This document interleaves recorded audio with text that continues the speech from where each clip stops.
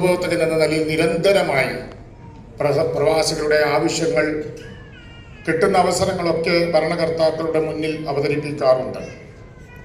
പക്ഷേ ഈ ഭരണകർത്താവിൻ്റെ മുന്നിൽ പ്രവാസികളുടെ പ്രശ്നങ്ങൾ അവതരിപ്പിച്ചപ്പോൾ അദ്ദേഹത്തിൻ്റെ ഭരണത്തിൻ്റെ അവസാന ഘട്ടമാണെങ്കിൽ പോലും 60 വയസ്സ് കഴിഞ്ഞ നമ്മുടെ പ്രവാസികളായ നാട്ടിലുള്ള നമ്മുടെ റിട്ടയർമെൻ്റായ പ്രവാസികൾക്ക് ഇന്ന് കിട്ടിക്കൊണ്ടിരിക്കുന്ന പെൻഷൻ എന്ന് പറയുന്ന ക്ഷേമ പെൻഷൻ പദ്ധതി നടപ്പിലാക്കിയ ധീരനായ ഭരണാധികാരിയാണ് VS എന്ന് പറയാതിരിക്കാൻ പറ്റില്ല.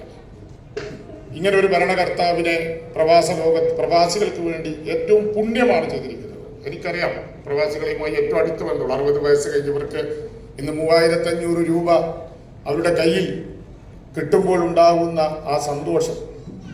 പ്രവാസ ലോകത്ത് നിന്ന് തിരിച്ചു പോകുമ്പോൾ പ്രഷറും ഷുഗറും കൊളസ്ട്രോളും ഇല്ലാത്ത പ്രവാസികളിൽ 10% മാത്രമേ ഉണ്ടാവും. അവർക്കൊരു മരുന്ന് വാങ്ങാനെങ്കിലും ഈ 3500 രൂപ കിട്ടുന്നുണ്ടെങ്കിൽ അത് അച്യുതാനന്ദൻ എന്ന് പറയുന്ന ഈ ഭരണാധികാരിയുടെ നേട്ടമായിട്ടാണ്. അതുകൊണ്ട് തന്നെ മലയാളികൾ നിലനിൽക്കുന്ന കാലത്തോളം, പ്രവാസികളുള്ള കാലത്തോളം പ്രിയപ്പെട്ട നമ്മുടെ പ്രിയങ്കരനായ നേതാവിനെ ഓർക്കും എന്ന് മാത്രം പറഞ്ഞുകൊണ്ട് ആ ധീരനായ നേതാവിന് പ്രണാമം അർപ്പിച്ചുകൊണ്ട്, ആദരാഞ്ജലികൾ അർപ്പിച്ചുകൊണ്ട് എൻ്റെ വാക്കുകൾ നിർത്തുന്നു. ജയ് ഭാരത്.